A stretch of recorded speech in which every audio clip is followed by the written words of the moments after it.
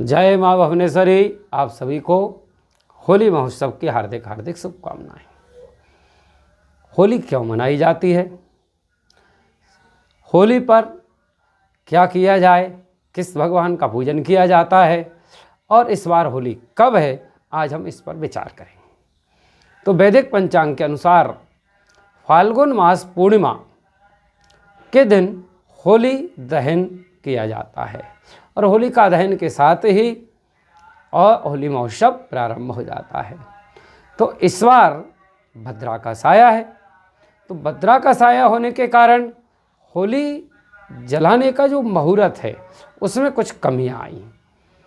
अब फाल्गुन मास पूर्णिमा 13 मार्च को सुबह 10:35 से प्रारंभ होगी, जो 14 मार्च को 12:23 पर समाप्त हो रही। शास्त्र के अनुसार होलिका दहन 13 मार्च रात्रि को 11:26 से प्रारंभ होकर के 12:30 के बीच में शुभ मुहूर्त के साथ हो जाना चाहिए। यह त्यौहार पर विशेष रूप से भद्रा को देखा जाता है और इस बार भद्रा का साया 13 मार्च को सुबह से ही यानी 10:36 से प्रारंभ हो जाएगा, जो 11:17 के आसपास तक भद्रा रहेगी। इसके बाद होलिका दहन करना शुभ माना गया है। अब होलिका दहन के पीछे जो कथा है उसके बारे में भी थोड़ी चर्चा कर लेते हैं। ये बुराई पर अच्छाई की जीत का त्यौहार है, क्योंकि इस दिन होलिका यानी हिरण्यकश्यप की बहन ने प्रहलाद को अपनी गोद में बिठा करके और होली में जलाने का प्रयास किया। क्यों?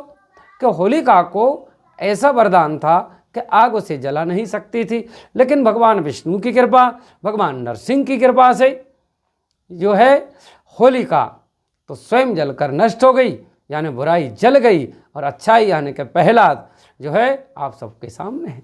प्रहलाद यानी भक्त, यानी भक्ति करने वाले को अग्नि भी नहीं जला सकती, जो भगवान का भक्त है। और साथ ही इस दिन अच्छाई पर जो बुराई पर अच्छाई की जीत का त्यौहार माना गया और उसी दिन से होली का महोत्सव प्रारंभ हो गया। इसके पीछे एक और छोटी सी कथा है। ऐसा भी शास्त्रों में वर्णन है कि इसी दिन भगवान शिव ने कामदेव को जला करके भस्म किया था। तो होलिका पर कैसे होलिका का निर्माण करें और कैसे पूजा करें और किस मंत्र का जाप करें, आप इस पर विचार करते हैं। होलिका माने 13 मार्च को 1 महीने पहले होली का डाढ़ा गड़ जाता है। कई लोग जिस दिन होली होती है उसी दिन होली का डाढ़ा गाड़ करके गाय के कंडे उपलेस मतलब गाय के गोबर से बने हुए कंडों से और साथ में कुछ लकड़ियों को एकत्रित करके और होलिका का निर्माण करते हैं, जिसके अंदर होलिका का एक चित्र बनाया जाता है या मूर्ति बनाते हैं और उसके साथ ही प्रहलाद जी को उनकी गोद में बिठाते हैं और विशेष पूजन इस समय किया जाता है। अब पूजन किसका होता है इस पर भी विचार कर लें। देखिए, शुभ मुहूर्त के समय में आप होलिका के समक्ष जो है पूर्व मुखी होकर के या उत्तर मुखी होकर के बैठें, पूर्ण पवित्री करें, 3 बार अपने ऊपर जल छिड़कें, फिर संकल्प बोलें और फिर साथ में ये भी बोलें कि हमारे अंदर की बुराइयां खत्म हों और अच्छाइयों की हमेशा हमारे अंदर भरमार होती रहे।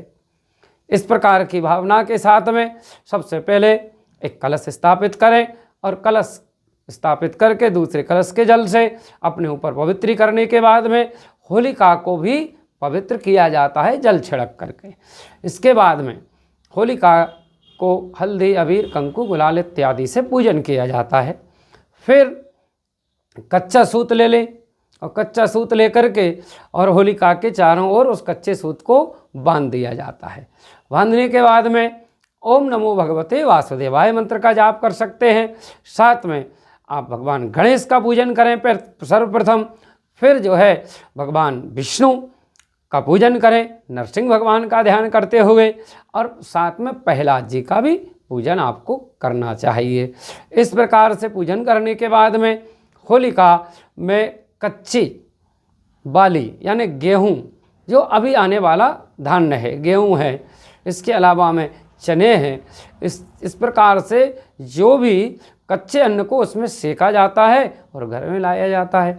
अब पूजन विधि संपन्न होने के बाद में फिर एक नारियल उसके अंदर अर्पित करें और नारियल अर्पित करने के बाद में कपूर से जो है होलिका को प्रज्वलित करके ओम नमो भगवते मंत्र का वासुदेवाय नमः, ओम नमो भगवते मंत्र का जाप करते हुए होलिका का जो है परिक्रमा करें।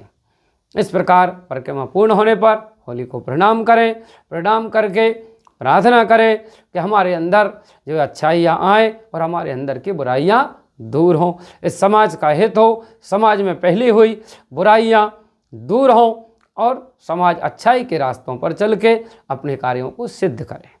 और यहाँ पर जो है नरसिंह भगवान का पूजन और प्रहलाद जी का पूजन किया जाता है। भगवान विष्णु का विशेष रूप से पूजन करें। इसके बाद में अपने घर आ जाएं। प्रातःकाल सुबह पहुँच करके रात्रि जागरण भी कर सकते हैं। कहते हैं कि महारात्रि, काल रात्रि और शिवरात्रि, ये 3 रात्रि को जो भगवान जो भी मनुष्य रात्रि जागरण करता है उसके सभी कार्य सिद्ध हो जाते हैं। अब काल रात्रि यानी महालक्ष्मी का पूजन और शिवरात्रि आप सभी जानते हैं, अभी फाल्गुन महीने में ही गई है महाशिवरात्रि, और इसको कहते हैं महारात्रि। महारात्रि यानी पूर्णिमा, पूर्ण चंद्रमा इस दिन रहता है, इसलिए इसका नाम महारात्रि भी कहा गया है। इस दिन रात्रि में आप जो है भगवान विष्णु का ध्यान करते हुए विष्णु सहस्त्रनामावली का पाठ कर सकते हैं, साथ ही नरसिंह स्तोत्र का पाठ कर सकते हैं और गणेश सरशीष का पाठ कर सकते हैं। आपकी श्रद्धा और भक्ति के अनुसार पाठ करते हुए पूरी रात्रि जागरण करें। प्रातःकाल होलिका को प्रणाम करें, होलिका की आग ला करके अपने घर में स्थापित करें और उसी से ही उस जल से होलिका के अग्नि के जो है के ऊपर गर्म जल करके उसने स्नान करने से और होलिका की जो भभूति होती है राख, उसको ला करके अपने स्नान के जल में डालें और अपने घर में भी रखें तो धन धान्य की वृद्धि होती है और समस्त रोगों से भी मुक्ति मिलती है। जय माँ भुवनेश्वरी। मैं आचार्य डॉक्टर संतोष भार्गव। फिर मिलेंगे। जय माता दी।